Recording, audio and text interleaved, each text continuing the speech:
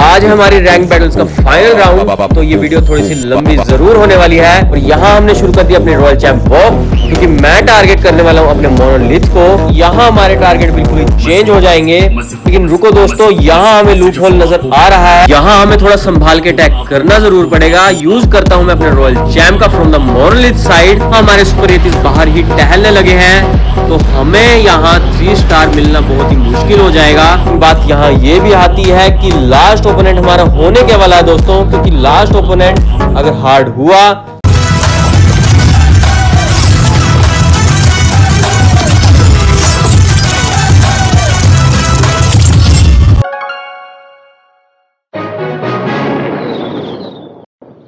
तो क्या हाल है दोस्तों। मैं आपका दोस्त प्रणव फिर आ गया हूं एक नई वीडियो के साथ। और आज आप सबको पता ही होगा कि मैं क्या लेकर आने वाला हूं, क्योंकि हमने शुरू करी हुई थी रैंक बैटल्स और आज हमारी रैंक बैटल्स का फाइनल राउंड। तो ये वीडियो थोड़ी सी लंबी जरूर होने वाली है, लेकिन आखिर तक बनी रहेगा, क्योंकि मैं लेकर आऊंगा आपके पास रिजल्ट, वो भी लीडर बोर्ड का। और आज की वीडियो में हम करने वाले हैं 8 अटैक्स, क्योंकि मेरे बचे हुए थे 8 अटैक्स। बाकी के 4 मैं आपको पिछली वीडियो में दिखा चुका हूं। अगर नहीं देखी है तो ऊपर आई बटन पर जल्दी से क्लिक करें और पहुंच जाइए अपनी मंजिल तक। तो आइए शुरू करते हैं आज की रैंक बैटल्स का सफर। और ये सफर हमारा आज का लंबा जरूर होने वाला है, लेकिन आप देख सकते हैं कि आज का पहला ओपोनेंट हमारे सामने क्या आ चुका है। दोस्तों अगर आपने गौर किया हो कि ये डिफेंस जो है वो TH15 लेवल का है। थोड़े बहुत मेजर डिफेंसेस लगा तो दिए हैं ओपोनेंट ने, लेकिन ज्यादा कुछ शायद उखाड़ ना पाए। और यहाँ हमने शुरू कर दिया अपनी रॉयल चैंप वॉक, क्योंकि मैं टारगेट करने वाला हूं अपने मोनोलिथ को। कोशिश तो हमारी मोनोलिथ की ओर जाने की रहेगी, साथ ही साथ कवर करने की रहेगी टाउन हॉल को भी। लेकिन बात यहाँ फिर से वही आती है कि कितना कवरेज होने वाली है यहाँ पर। क्या हमारा रॉयल चैंप पहुंचता है टाउन हॉल की ओर कि नहीं, क्योंकि कोशिश हमारी टाउन हॉल की ओर जाने की ही होती है, लेकिन हमारा रॉयल चैंप भटक जाता है। जैसे कि अब मुझे लग रहा है कि भटक ना जाए, लेकिन इन्फर्नो के डैमेज होने के बाद रॉयल चैंप कहीं और जाएगा नहीं, सीधा जाएगा टाउन हॉल के ऊपर। और आप देख सकते हैं कि आसानी के साथ हमारा रॉयल चैंप पहुंच गया टाउन हॉल के पास। लेकिन यहाँ हमारे लिए एक लिमिटेशन आ चुकी है, क्योंकि इनविजिबिलिटी स्पेल्स खत्म हो गए हैं। तो करते हैं रॉयल चैंप को गायब। तो फाइनली हमने टाउन हॉल को उड़ा दिया है रॉयल चैंप के साथ। यहाँ मेन हमारा काम हो चुका है, 1 स्टार हमें मिल गया है विद 14% डिस्ट्रक्शन। तो हम क्रिएट करते हैं अपना फनल अपने सुपर एथिस के लिए, क्योंकि मैं अपने मेजर अटैक को शुरू करने वाला हूँ 9 o'clock से। तो बने रहिएगा और साथ ही साथ गौर फरमाइएगा जरूर कि अटैक को कैसे एग्जीक्यूट कर रहे हैं, क्योंकि रैंक बैटल्स में हमारे सामने आते हैं वॉर वाले बेसिस। हल्के में बिल्कुल मत लेना, यहाँ प्लानिंग की बहुत ही ज़्यादा ज़रूरत पड़ती है। और आप देख सकते हैं कि सारी आर्मी को मैंने रिलीज कर दिया है 9 o'clock से। लेकिन अब देखना ये है कि रॉयल चैंप को कहाँ से यूज़ करें, क्योंकि आप देख सकते हैं कि सारी आर्मी जो है वो लेफ्ट साइड पड़ी हुई है। तो रॉयल चैंप को यहाँ से रिलीज करना बहुत ही ज़रूरी था, क्योंकि आप देख सकते हैं साथ में पड़ा हुआ स्कैटर शॉट। लेकिन एक कैनन को तो हम आउट कर चुके हैं with the help of royal champ. लेकिन अगर आपने गौर फरमाया हो कि क्लैन कैसल के ट्रूप्स इस बार आ चुके हैं, तो यहाँ हमारी रैंक बैटल्स की असली खूबी है कि हमेशा मिलने वाले आपको क्लैन कैसल के अंदर ट्रूप्स। तो नॉर्मल अटैकिंग में हमें ये नहीं अवेलेबल होते हैं कभी कभार, और वहाँ फार्मिंग बेसिस होते हैं तो आसानी से क्लियर हो भी जाते हैं। लेकिन यहाँ ओपोनेंट लेकर आता है अपने वॉर बेसिस को, और आप देख सकते हैं कि क्लैन कैसल के ट्रूप्स आउट कर दिए हमारे रॉयल चैंप के द्वारा। और अभी मेरे पास पड़ी हुई है किंग की एबिलिटी। यहाँ क्वीन को थोड़ा बहुत इंजरी हो जरूर रही है, और शायद जल्दी से डाउन भी हो जाए, क्योंकि आप देख सकते हैं 1 HP पे पड़ी है। तो यहाँ डाउन हो चुकी है हमारी क्वीन, लेकिन अभी मेरे पास पड़ी हुई है किंग की एबिलिटी। तो आप देख सकते हैं कि कितनी आसानी से हमारी स्पाइकी बॉल बची हुई बिल्डिंग्स को क्लियर कर देगी। और यहाँ फिर से रिवाइव कर दिया मैंने अपनी क्वीन को, क्योंकि आप देख सकते हैं चारों के चारों हीरोज अब जिंदा हैं। और अभी मेरे पास पड़ा है 25 सेकेंड्स। तो आसानी से ये बेस क्लियर हो चुका है दोस्तों, और हमने आसानी के साथ ले लिया फिर से 3 स्टार्स। तो घबराने की बिल्कुल भी बात नहीं है, और वीडियो की शुरुआत बहुत ही अच्छे तरीके से हुई है। यहाँ यूज करते हैं अपने क्लैन कैसल केक का और फिल करते हैं CC, और जल्दी से चलते हैं अपने अगले ओपोनेंट की ओर, क्योंकि रुकना मना है। और जल्दी से जल्दी करने हैं अपने अटैक्स, क्योंकि रैंक बैटल्स खत्म होने में कुछ ही टाइम बचा है। और हाँ दोस्तों, अटैकिंग स्ट्रेटजी को कॉपी करना जरूर कि मैं किस तरह अटैक को एग्जीक्यूट कर रहा हूं। और यहाँ चलते हैं अपने अगले ओपोनेंट की ओर और देखते हैं कि लेआउट क्या होने वाला है। यहाँ आप देख सकते हैं कि टाउन हॉल बिल्कुल सेंटर में पड़ा हुआ है, तो यहाँ हमारे टारगेट बिल्कुल ही चेंज हो जाएंगे। लेकिन रुको दोस्तों, यहाँ हमें लूप होल नजर आ रहा है, वो भी रॉयल चैंप के पास। तो हम अपनी आरसी वॉक को वहीं से शुरू करेंगे। पहले करेंगे अपने इनविजिबिलिटी स्पेल को, क्योंकि आसपास डिफेंस बहुत ज्यादा पड़ा हुआ है, और इनविजिबिलिटी स्पेल्स के साथ छोड़ेंगे अपने रॉयल चैम्प को। और याद रखना दोस्तों कि इनविजिबिलिटी स्पेल को लगातार यूज करते रहना है यहाँ पर, क्योंकि आसपास आप देख सकते हैं कि डिफेंस बहुत ज्यादा पड़ा हुआ है। और यहाँ हमारा रॉयल चैम्प ईगल आर्टिलरी को तो डाउन कर चुका है, लेकिन देखना यह है कि टाउन हॉल जाएगा या नहीं। यहाँ टोर्नेडो ट्रैप ने थोड़ा बहुत वे दिखाई है टाउन हॉल की ओर। हाँ जी हाँ दोस्तों, आसानी से हमारा यहाँ रॉयल चैम्प पहुंच गया टाउन हॉल के ऊपर। यहाँ टोर्नेडो ट्रैप हमारे ओपोनेंट के ऊपर ही भारी पड़ चुका है, क्योंकि टाउन हॉल तो डिस्ट्रॉय हो गया है। और करते हैं हम रॉयल चैम्प को गायब।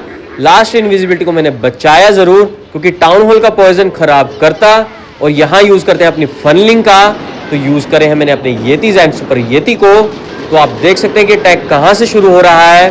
और हाँ दोस्तों, फनलिंग जरूर करनी है। अगर फनलिंग आप नहीं करेंगे तो येतीस बाहर ही रह जाएंगे, और अगर बाहर रह गए तो अंदर की कोर में कौन जाएगा? कोई भी नहीं।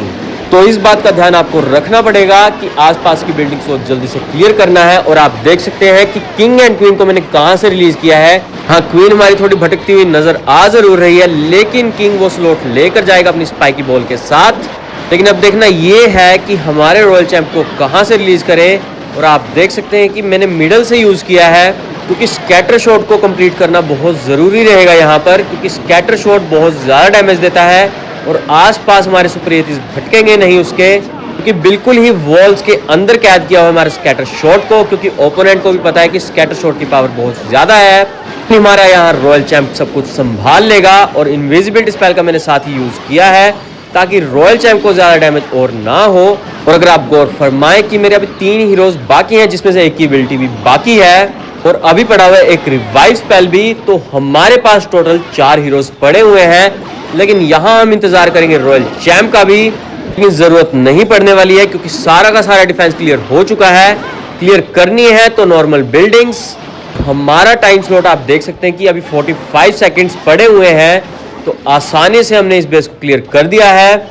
यहाँ आप देख सकते हैं कि रैंक बैटल्स में इस अटैकिंग स्ट्रेटजी को लेकर, या वॉर अटैक्स में भी आप इस स्ट्रेटजी को लेकर जा सकते हैं बड़ी आसानी के साथ। बस एग्जीक्यूशन पर आपको ध्यान देना होगा यहाँ पर, क्योंकि आज भी इतनी प्रैक्टिस करने के बाद हमसे भी एग्जीक्यूशन में थोड़ी बहुत दिक्कत हो जरूर जाती है, लेकिन हमें मिलता है 99% रिजल्ट कि हम लेकर आए 100%। और वॉर्स में भी मैंने TH-18 तक को उड़ाया है from TH-16 base and army. तो इस आर्मी को बिल्कुल भी हल्के में मत लेना। चलो चलते हैं दोस्तों और भरते हैं अपने क्लैन कैसल को। यहाँ हमें लगातार रिवॉर्ड्स मिलते जा रहे हैं अपने मेल्टडाउन इवेंट से। चलो देखते हैं दोस्तों अपने अगले ओपोनेंट को कि क्या होने वाला है, क्योंकि जैसे जैसे मैं रैंकिंग में ऊपर जाता जा रहा हूं वैसे मेरे ओपोनेंट्स भी स्ट्रॉन्ग आ रहे हैं। यहाँ हमारे पास प्लानिंग ना करने की लिमिटेशन होती जरूर है, लेकिन फिर भी हमें टैकल करना आना चाहिए कि अटैक को कैसे एग्जीक्यूट करना है। और यहाँ आप देख सकते हैं कि हमारी रैंक बैटल्स में सबसे टॉप का मेंबर आ चुका है। अगर आपने गौर फरमाया हो बेस का आप डिफेंस देख सकते हैं कि ये भी अच्छा लगा हुआ है। तो यहाँ हमें थोड़ा संभाल के अटैक करना जरूर पड़ेगा। यूज करता हूं मैं अपने रॉयल चैम्प का from the monolith side. Monolith को यहाँ क्लियर करना बहुत जरूरी रहेगा, क्योंकि आप देख सकते हैं कि स्पेस बहुत ज्यादा है। और आप ओपोनेंट की वॉल्स के लेआउट को देख सकते हैं कि हमारे सुपर येतीस को शायद थोड़ा बहुत दिक्कत में डाल दें। बेस बैलेंस में बनाया हुआ है पूरा का पूरा। और यहाँ हमारा रॉयल चैम्प थोड़ी बहुत दिक्कत में आ चुका था, लेकिन दिक्कत की कोई बात नहीं है। हम लगातार यूज करें अपने इनविजिबिलिटी स्पेल्स का। लेकिन यहाँ मुझे एक बात की दिक्कत जरूर नजर आ रही है, थोड़ा भटकता हुआ लग रहा है हमें रॉयल चैम्प। और यहाँ अगर मोनोलिथ नहीं क्लियर होता तो हमारे लिए बहुत दिक्कत क्रिएट होने वाली है दोस्तों, क्योंकि मैं सोच रहा था कि अगर मोनोलिथ क्लियर हो जाता है तो अटैक को एग्जीक्यूट करूंगा मैं ईगल आर्टिलरी वाली साइड से। लेकिन यहाँ हमें एंड में दिक्कत हो जाएगी, क्योंकि मोनोलिथ को क्लियर करना बहुत ही जरूरी रहता है, जो कि हमारे सुपर येतीस को झटके देगा जरूर। लेकिन यहाँ करते हैं रॉयल चैम्प को गायब और शुरू करते हैं अपनी मेन आर्मी से। लेकिन यहाँ किंग क्वीन को भी थोड़ा टेक्निकल वे से रिलीज करना पड़ेगा, लेकिन यहाँ दिक्कत होगी जरूर हमें।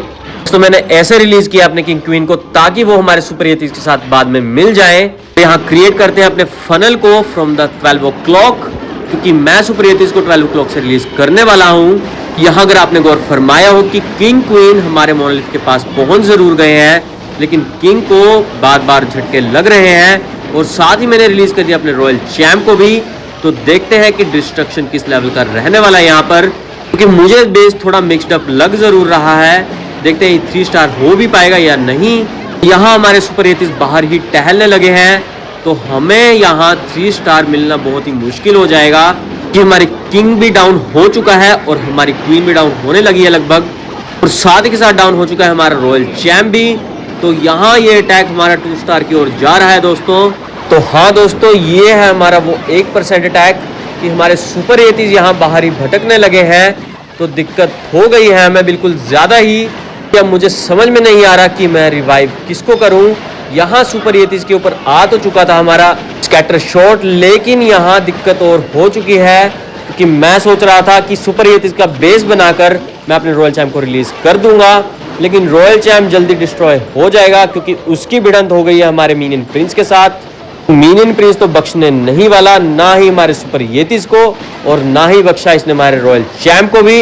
यहाँ फिर से हमारा अटैक 2 स्टार होने जा रहा है दोस्तों। ये है हमारा रैंक बैटल्स का दूसरा 2 स्टार अटैक, और अब मुझे समझ में आ रहा है कि ये ओपोनेंट हमारा फर्स्ट नंबर पर कैसे है, क्योंकि डिफेंस का स्तर बहुत ही बेहतरीन लग रहा है इस बेस का, जिसने हमें बहुत ही पीछे को धकेल दिया।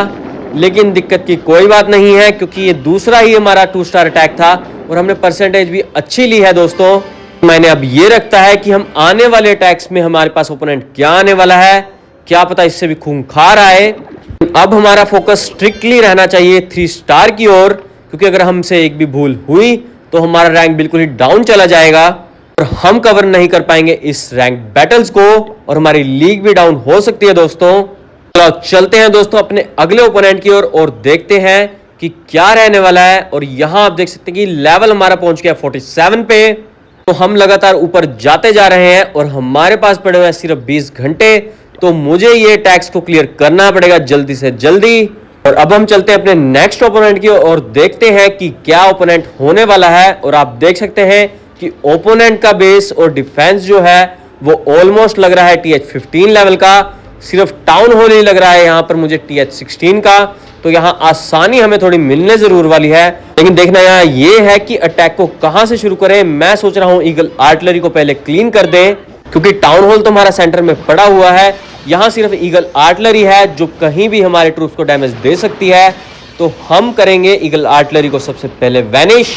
यहाँ रॉयल चैम्प वॉक शुरू हो चुकी है और यहाँ आसानी भी है दोस्तों ईगल आर्टिलरी तक पहुंचने की, क्योंकि आप देख सकते हैं कि आसानी के साथ हमारा रॉयल चैम्प पहुंच गया है ईगल आर्टिलरी के ऊपर। और इसके बाद ज्यादा से ज्यादा डिफेंस कवर करेंगे जरूर, और शायद से यहाँ हमारा रॉयल चैम्प टाउन हॉल तक पहुंच जरूर जाएगा, क्योंकि मेरे पास पड़े हुए अभी 3 इनविजिबिलिटी स्पेल्स। तो अटैक आसानी से होने वाला है दोस्तों, क्योंकि बेस का लेआउट कुछ खास नजर नहीं आ रहा है यहाँ पर। अगर कुछ टेक्निकल घेरा होता या लगाया होता तो शायद से हमें थोड़ी मुश्किलात हो भी सकती थी, क्योंकि आप देख सकते हैं कि डिफेंस ऑलमोस्ट मैक्स है TH15 लेवल के लिए। यहाँ इनविजिबिलिटी स्पेल खत्म होते ही करते हैं रॉयल चैम्प को गायब और यूज करते हैं अपनी मेन आर्मी का, जो कि मैं रिलीज करने वाला हूँ 12 o'clock से।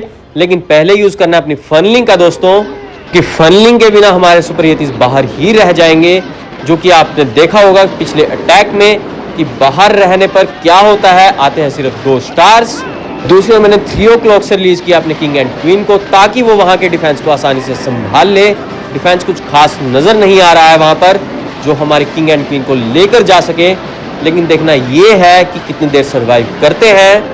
और यहाँ मेन आर्मी जो हमारे मोनलिथ के पास जा रही है, वहां मोनलिथ ने अटैक करना शुरू कर जरूर दिया है, लेकिन साथ ही साथ मुझे यूज करना पड़ेगा वार्डन की एबिलिटी का भी। दूसरे अगर आप देख पा रहे हो कि हमारे ड्रैगन जो क्लैन कैसल में से निकले हैं वो हमारे सुपर एथिस को लगातार डिस्ट्रॉय कर रहे हैं। हाँ, दूसरी ओर से मैंने रिलीज किया अपने रॉयल चैम्प को, और भाले वाली एबिलिटी की आप देख सकते हैं ताकत, कि ऑलमोस्ट सारा सेक्टर क्लियर कर दिया है। और यहाँ आसानी के साथ हमारा टाउन हॉल भी क्लियर हो जाएगा। और अभी मेरे पास पड़ा हुआ एक रिवाइव स्पेल और चारों हीरोज अभी जिंदा हैं, तो दिक्कत तो होने नहीं वाली है दोस्तों, क्योंकि मेरे पास अभी फियोनिक्स की एबिलिटी भी पड़ी है, जो कि जल्द ही खत्म हो जरूर जाएगी। जैसे ही खत्म होगी यूज करूंगा मैं अपने रिवाइव स्पेल का भी, क्योंकि डिफेंस इस लेवल का नहीं है जो हमारे रॉयल चैम्प को ज्यादा डैमेज दे सके। तो आसानी से ये बेस क्लियर हो जाएगा और आसानी से हम ले आएंगे 3 स्टार्स, क्योंकि आप टाइम स्लॉट भी देख सकते हैं तकरीबन अभी 40 सेकंड्स पड़े हुए हैं। बिल्डिंग्स कुछ खास नजर नहीं आ रही दोस्तों। हमारा ये अटैक फिर से 3 स्टार हो गया है। बस कोशिश यहाँ मैं ये रखूंगा कि ये स्ट्रीक टूटे ना बिल्कुल भी और जाएं हम सीधा टॉप की ओर, क्योंकि यहाँ पर अभी मेरे चांसेस बने हुए हैं टॉप तक जाने के लिए। बस हमारी कोशिश ये रहेगी कि आगे आने वाले टैग्स को हम जरा संभाल कर करें और पहले प्लान बना लें अच्छे से। मेरा रैंक जा चुका है 38 पर और अभी मेरे पास पड़े हुए हैं 4 टैग्स, तो आगे कुछ भी हो सकता है दोस्तों। तो चलते हैं अपने अगले टैग की ओर और आप ओपोनेंट के बेस को देख सकते हैं कि लेआउट थोड़ा बहुत यहाँ अच्छा जरूर बना हुआ है, लेकिन यहाँ कोशिश हमारी यही रहने वाली है कि लेकर जाए एक मेजर डिफेंस को। तो आप देख सकते हैं कि टाउन हॉल तक पहुंचना थोड़ा मुश्किल लग रहा है, तो हम क्लियर करेंगे पहले अपनी ईगल आर्टिलरी को, क्योंकि टाउन हॉल को तो आसानी से हमारे सुपर एथीस संभाल लेंगे, लेकिन ईगल आर्टिलरी जो कि सारे बेस को कवर करती है वो हमें दिक्कत में जरूर डालेगी। और यहां पहले मैंने यूज किया रॉयल चैंप का, थोड़ा बहुत यहां सब्र कर सकते हैं क्योंकि आसपास डिफेंस का लेवल कुछ खास नहीं पड़ा हुआ। अब पहला इनविजिबिलिटी स्पेल मैंने घेर दिया है और आप देख सकते हैं कि डैमेज कुछ खास नहीं है हमारे रॉयल चैंप के ऊपर, तो यहां आसानी के साथ पहुंच गया है ईगल आर्टिलरी के ऊपर भी। और अभी मेरे पास बचे हुए हैं 7 इनविजिबिलिटी स्पेल, तो यहाँ डैमेज ओपोनेंट के ऊपर बहुत ज्यादा पड़ने वाला है। और अगर आपने गौर फरमाया हो, अगर आप मेरे साथ पहले से ही जुड़े हुए हैं कि मैं पहले ड्रैगन वाली स्ट्रेटेजी को यूज करता जरूर था, लेकिन वहां रिस्क रहता था हमारे टाउन हॉल को लेकर, लेकिन जब से मैंने सुपर एथीस को यूज करना शुरू किया है तब से मुझे टाउन हॉल ब्रेकडाउन होने की टेंशन नहीं रही, क्योंकि आसानी के साथ क्लियर हो जाता है। बस यहाँ वर्क करना पड़ता है अपनी स्ट्रेटेजी को लेकर, क्योंकि भटकना बिल्कुल ही मनाही है इसमें। अगर हमारे सुपर एथीस बिल्कुल बाहर चले जाते हैं तो ये अटैक बिल्कुल खराब हो जाएगा। और यहाँ हमारे 2 टारगेट क्लियर हो चुके हैं कि रॉयल चैंप अचानक से पहुंच गया बिल्कुल कोर के अंदर, और यहाँ फिर से फनलिंग शुरू हो चुकी है क्योंकि अटैक शुरू होने वाला 12 o'clock से। और यहाँ हमें बिल्कुल ही आसानी होने वाली है दोस्तों, क्योंकि मेजर 2 डिफेंसेस तो क्लियर हो चुके हैं। जो डिफेंस हमें थोड़ा बहुत डिस्ट्रॉय कर सकता है वो है टाउन हॉल का खुद का एक तो, और दूसरा हमारे स्कैटर शॉट्स का। तो स्कैटर शॉट को संभालने के लिए मेरे पास पड़ा हुआ है रॉयल चैंप, जो कि एक स्कैटर शॉट को तो ले ही जाएगा, और दूसरी ओर 3 o'clock से मैंने अपने हीरोज को रिलीज किया जरूर है, लेकिन देखना ये है कि हमारे किंग एंड क्वीन कितना डिस्ट्रक्शन लेकर आते हैं वहां से। अगर दूसरी ओर आप देख पा रहे हो कि हमारे सुपर एथीस आसानी के साथ टाउन हॉल के ऊपर पहुंच गए हैं, जो कि बहुत ही बढ़िया बात है, लेकिन यहाँ स्लो डाउन होगा जरूर, लेकिन उससे हमें दिक्कत नहीं होने वाली है यहाँ पर। और यहाँ हमारा रॉयल चैंप गायब हो चुका है, इसी बेस में पड़ा है हमारा फ्योनिक्स साथ में। कुछ डिफेंस तो लेकर जाएंगे जरूर, लेकिन दूसरी ओर हमारी क्वीन थोड़ा फंसी हुई है स्कैटर शॉट के जंजाल में, लेकिन ज्यादा देर नहीं है दोस्तों, क्योंकि आप देख सकते हैं कि ऑलमोस्ट डिफेंस क्लियर हो चुका है। यहाँ मैं इंतजार कर रहा हूँ कि मेरे सुपर एथीस डिफेंस को डिस्ट्रैक्ट करें, और मौका देखते ही हम रिवाइव करेंगे दोबारा से अपने रॉयल चैंप को, कि रॉयल चैंप आसानी के साथ इस सारे के सारे डिफेंस को कवर कर लेगा, लेकिन बेस चाहिए यहाँ पर बहुत ही खास। साथ ही के साथ मैं यूज करूंगा अपने किंग की एबिलिटी का, क्योंकि आप देख सकते हैं कि किंग की स्पाइकी बॉल ने बहुत सा डिफेंस क्लियर पहले ही कर दिया है, तो आसानी यहाँ रॉयल चैंप के लिए हो चुकी है। तो करते हैं दोबारा जिंदा, और यहाँ से इस बेस का चेहरा बिल्कुल ही अलग नजर आ रहा है। जा रहा है ये अटैक बिल्कुल 3 स्टार की ओर, जो कि हमारे लिए बहुत ही अच्छी बात है, लेकिन देखना ये है कि आने वाले 3 अटैक्स में होने क्या वाला है, क्योंकि जैसे ही हम 3 स्टार लेने शुरू करते हैं वैसे ही हमारे आगे आता है एक अच्छा ओपोनेंट, जो कि दिक्कत में हमें जरूर डालता है, लेकिन प्लानिंग और स्ट्रेटेजी अच्छी होनी चाहिए। बात आती है फिर एग्जीक्यूशन की, तो आपको सब मैनेज करना ही होगा। यहाँ आर्मी हमारी लगातार फुल है, तो हम चलते हैं अपने अगले ओपोनेंट की ओर और देखते हैं कि कैसा लेआउट होने वाला है ओपोनेंट का। और यहां आप देख सकते हैं कि हमारे सामने बहुत ही लो ग्रेडेड बेस आया है। जितनी आप लालगी देख सकते हैं वैसे तो थोड़ी बहुत ही है, क्योंकि स्कैटर शॉट ही अपग्रेड किया है। और यहाँ मोनोलिथ, ईगल आर्टिलरी और टाउन हॉल एक ही चैम्बर में पड़े हुए हैं, जो हमारे लिए बहुत ही अच्छी बात है, क्योंकि अगर सुपर एथीस हमारी कोर में बढ़ जाते हैं तो आसानी से इस लेवल के डिफेंस को क्लियर कर देंगे, क्योंकि इलेक्ट्रोमाइट्स की ताकत का आप सबको अंदाजा होगा जरूर अगर आप उसको यूज कर रहे हैं। नहीं यूज कर रहे हो तो जल्दी से यूज करना शुरू कर दो, क्योंकि सुपर एथीस का डिस्ट्रक्शन बहुत ही हाई लेवल पर है। और ये अटैकिंग स्ट्रेटजी आपके लिए बहुत ही मददगार रहने वाली है दोस्तों, क्योंकि अगर आप यूज कर रहे हैं अपने रॉयल चैंप वॉक का, तो आपके लिए बहुत ही आसानी हो जाएगी अपने अटैक को एग्जीक्यूट करने में, क्योंकि मेजरली पहले ही आप डिफेंस को क्लियर कर चुके होंगे, जो कि आपका 20% तक का अंदाजा लगा लेते हैं। और उसके बाद जितना डिफेंस पड़ेगा वो हमारे सुपर एथीस आसानी से संभाल लेंगे, और हमारा रॉयल चैंप फिर भी पड़ा होगा हमारे पास ही, विद द एबिलिटी, जो कि एक नई हीरो की तरह काम करेगा हमारे यतीज के साथ। यहाँ इनविजिबिलिटी स्पेल के खत्म होते ही करते हैं रॉयल चैंप को गायब, और यहाँ हम 19% डिस्ट्रक्शन निकाल चुके हैं दोस्तों। तो रॉयल चैंप वॉक यहाँ सक्सेसफुल रही जरूर। यहाँ शुरू करते हैं अपनी फनलिंग से, क्योंकि मेजर 3 डिफेंसेस में से कोई भी क्लियर नहीं हुआ है, लेकिन आसपास का डिफेंस कुछ खास नजर नहीं आ रहा, तो दिक्कत इस अटैक में बिल्कुल भी नहीं होनी चाहिए। साथ ही साथ आप देख सकते हैं कि मैंने रिलीज किया अपने किंग एंड क्वीन को, ताकि वो आसपास की बिल्डिंग्स को संभाल ले और हमारे सुपर येतिस को जाने दे बिल्कुल कोर के अंदर, क्योंकि जितने सुपर येतिस कोर में जाएंगे उतना ही हमें मजा आने वाला है दोस्तों। यहाँ आप देख सकते हैं कि 6 o'clock से मैंने रिलीज दिया अपने रॉयल चैंप को, जो कि सारे के सारे डिफेंस को आसानी से ले जाएगा।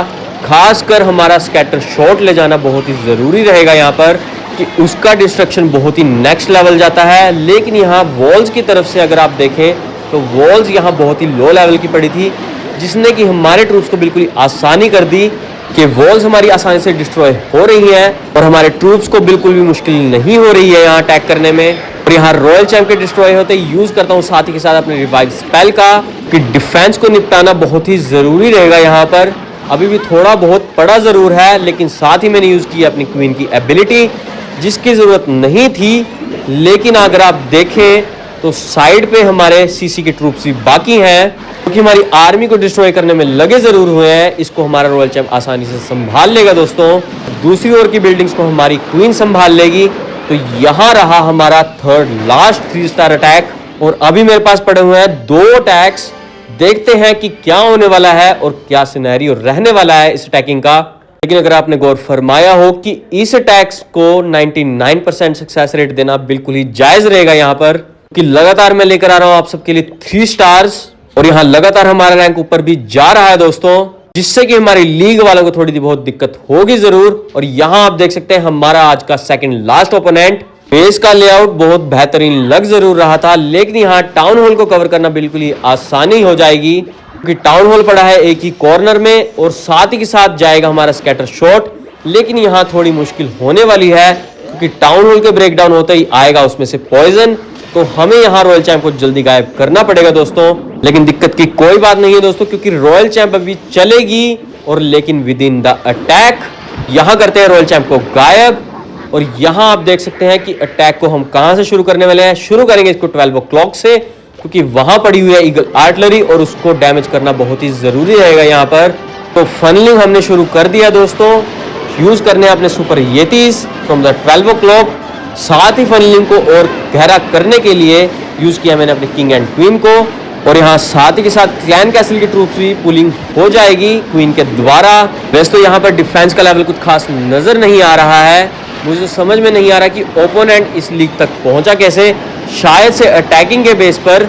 लेकिन डिफेंस को साथ के साथ करना बहुत ही जरूरी रहेगा, क्योंकि अगर रैंक में ऊपर जाना है तो डिफेंस भी यहाँ मायने रखता है। और ये बहुत ही अच्छा अपडेट है कि जो जो अपने डिफेंस पे वर्क कर रहे हैं, तो उस हिसाब से अगर उनका रैंक अप हो तो बहुत ही बेहतरीन हो जाएगा। और यहाँ अगर आप गौर फरमाएं तो हमें यूज करनी पड़ेगी अपने रॉयल चैंप वॉक का भी, साथ ही के साथ मैं यूज कर रहा हूँ अपने इनविजिबिलिटी स्पेल्स का, जहां मुझे मौका दिखाई दे रहा है कि मुझे बचाना है अपनी आर्मी को। तो इनविजिबिलिटी स्पेल को यूज करना बहुत ही जरूरी रहेगा यहाँ पर, तो दिक्कत नहीं होनी चाहिए, क्योंकि अभी पड़े हुए हैं मेरे पास 2 इनविजिबिलिटी स्पेल, और रॉयल चैंप हमारा आसानी से संभाल लेगा इस लेवल के स्कैटर शॉट्स को। और आप सुपर येतीस की आर्मी को देख सकते हैं कितनी ज्यादा बची हुई है। साथ ही में बचा हुआ है हमारा रिवाइव स्पेल भी, तो यूज करता हूं उसको अपने किंग पर, क्योंकि आसपास कोई डिफेंस तो क्या कहीं भी नहीं नजर आ रहा है डिफेंस का लेवल। बची है तो नॉर्मल बिल्डिंग्स, जो कि आसानी से हमारी आर्मी क्लियर कर देगी। और यहाँ फिर से हमने ले लिया है 3 स्टार्स, और लगातार हमारा रैंक ऊपर जाता जा रहा है। और मैं आपको दिखाता जा रहा हूं कि अटैकिंग स्ट्रेटजी कैसी होनी चाहिए। तो दोस्तों इस अटैक को एग्जीक्यूट करना शुरू कर दीजिए। बहुत प्रैक्टिस की जरूरत पड़ेगी यहाँ पर, लेकिन प्रैक्टिस के बाद आपको जो मजा आने वाला है वो आप मजा सबको देना चाहेंगे। और अब हम चलते हैं अपने लास्ट ओपोनेंट की ओर और देखते हैं कि कितना हार्ड आएगा, क्योंकि क्लैश ऑफ क्लैन वालों की प्रोसीजर यही रहती है कि जैसे ही हम ऊपर जाएं तो खींचे कैसे उसको नीचे की ओर। यहां आप देख सकते हैं कि मैं 14 रैंक पर आ चुका हूं। और अगर हम यहां चलते हैं अपने ओपोनेंट्स की ओर जो कि टॉप पर हैं, तो उनकी अटैकिंग जो है वो 95% है और हमारी पड़ी हुई है 97%। तो हमारे चांसेस यहां बने रहेंगे टॉप तक जाने के। लेकिन देखना ये है कि कहां हम एंड करने वाले हैं इस टैकिंग को। लेकिन बात यहां ये भी आती है कि लास्ट ओपोनेंट हमारा होने क्या वाला है दोस्तों, क्योंकि लास्ट ओपोनेंट अगर हार्ड हुआ तो हम सीधा वहीं रह जाएंगे और हम टॉप अचीवर्स नहीं रहेंगे। और ये क्या दोस्तों, यहां तो कुछ और ही सिनेरियो आ गया है। लगता है यहां थोड़ी मैनेजमेंट बिगड़ चुकी है, तो हम आसानी के साथ यहां लेकर जाएंगे अपने टाउन हॉल को। मुझे लगा नहीं था कि कितने आसानी से बेस मिल जाएगा, और इतना आसान बेस कि डिफेंस बहुत अच्छा लगाया हुआ है ओपोनेंट ने, नो डाउट। लेकिन अगर लेआउट और भी बेहतरीन हो जाता तो हमें थोड़ी बहुत दिक्कत यहां हो सकती थी, लेकिन अब बिल्कुल भी दिक्कत की बात नहीं है, क्योंकि सुपर येतीज के लिए बहुत आसानी हो जाएगी इस लेवल के डिफेंस को उड़ाने में, क्योंकि सारा का सारा डिफेंस इकट्ठा पड़ा हुआ है। तो यहाँ रिस्क बिल्कुल ही जीरो है हमारे लिए। और साथ ही के साथ मैंने यूज किया अपने रिकॉल स्पेल का, क्योंकि रॉयल चैंप को गायब करना बहुत जरूरी था यहाँ पर, क्योंकि टाउन हॉल का पॉइजन स्लो डाउन करता और इनविजिबिलिटी स्पेल यहाँ खराब जाते। और यहाँ साथ ही के साथ मैंने यूज कर दिया अपने सुपर येतीज की आर्मी का विदाउट फनलिंग दोस्तों। हाँ जी हाँ दोस्तों, इतने इम्बैलेंस बेस के लिए फनलिंग की कोई जरूरत नहीं है, आप आसानी से इस अटैक को एग्जीक्यूट कर सकते हैं इन द बल्क। और साथ ही के साथ मैं यूज करूंगा अपने किंग एंड क्वीन को। लेकिन अब देखना यहाँ ये है कि रॉयल चैंप वॉक दोबारा से कहाँ से शुरू होनी चाहिए, कि बाद में हमें ट्रूप्स को एक साथ करना भी होगा और रॉयल चैंप को बाद में बेस चाहिए भी होगा। और साथ ही के साथ मैं अपने भारी वाली बिल्ड को यूज करता जा रहा हूँ, और आप देख सकते हैं कि रॉयल चैंप का डैमेज बहुत ही अच्छा जा रहा है। बस रॉयल चैंप के नजदीक आते ही यूज करूंगा मैं अपने इनविजिबिलिटी स्पेल्स का, क्योंकि बहुत ही जरूरी रहेगा यहाँ पर। लेकिन यहाँ दिक्कत बिल्कुल भी होने नहीं वाली है हमारे सुपर येतीज के लिए, कि वो आसानी के साथ इस लेवल के डिफेंस को उड़ा देंगे। क्योंकि अगर आपने गौर किया हो कि हमारे ओपोनेंट का डिफेंस जो है वो TH15 का भी है, कुछ डिफेंस हमारे TH16 का लग जरूर गया था, लेकिन वो ज्यादा हमें दिक्कत नहीं दे सकता यहाँ पर। लेकिन यहाँ दिक्कत दे रहा है हमारे क्लैन कैसल के ट्रूप्स, जिसने हमारी रॉयल चैंप को डाउन कर जरूर दिया है। लेकिन दिक्कत की अभी बात नहीं है दोस्तों, क्योंकि आप देख सकते हैं कि डिफेंस ऑलमोस्ट क्लियर हो गया है। यहाँ हमारे पास चांस है दोबारा से रिवाइव स्पेल यूज करने का, तो करेंगे रॉयल चैंप को दोबारा से एक्टिव। और आप देख सकते हैं कि सारा का सारा डिफेंस गायब हो गया है यहाँ पर।